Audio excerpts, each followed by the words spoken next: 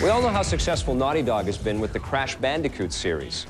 Well, now they've left Crash behind to build a brand new action-adventure game called Jak and Daxter. Can they create the same kind of success with this new game as they did with Crash? Well, I'd bet yes. Well, let's go take a look and see.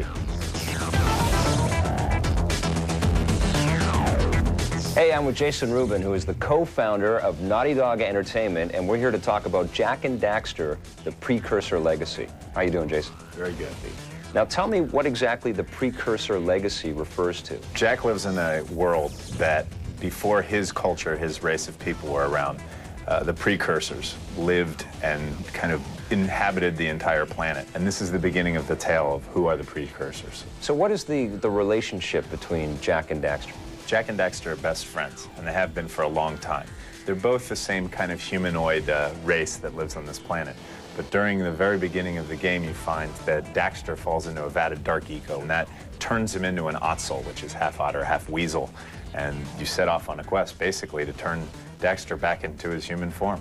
After the incredible success of Crash Bandicoot, what was it like moving on to new characters and a brand new adventure?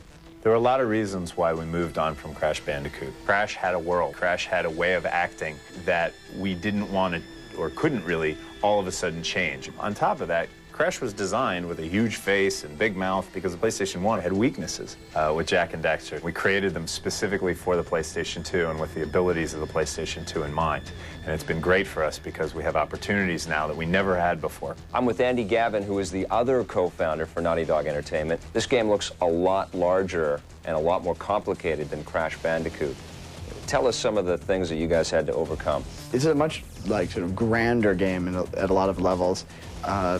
Crash 3, for example, took us 9 months and 14 people. Right. And this game has taken us 3 years and 30-some-odd people. There's just a tremendous amount of stuff in it. The levels are bigger and more detailed. Every creature is vastly more complicated and intelligent. There's thousands and thousands of audio files, and the more things you're trying to fit together in general, the more people it takes, the more complicated it is. Describe some of the specific areas in the game that you're proud of. Jak and Daxter live in a world that is completely realistic in the fact that it's completely connected. Right. So at any time, you can walk to any area, and there's no load times at any point. The interesting thing about the game is because of the power of the PlayStation 2, you can get up to the top of a tower and look out and see the snowy mountains that are way off in the horizon that you probably won't find for 6-8 hours of gameplay until you get there. But they are off in the horizon there, and you can look out and see them. This game looks like a lot of fun from where I sit. You guys have done it again. I can't wait for Jak and Daxter.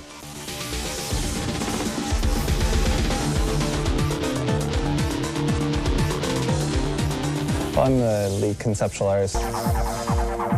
I'm talking about Wendy, every which way. Witch, get it? Because she's a witch.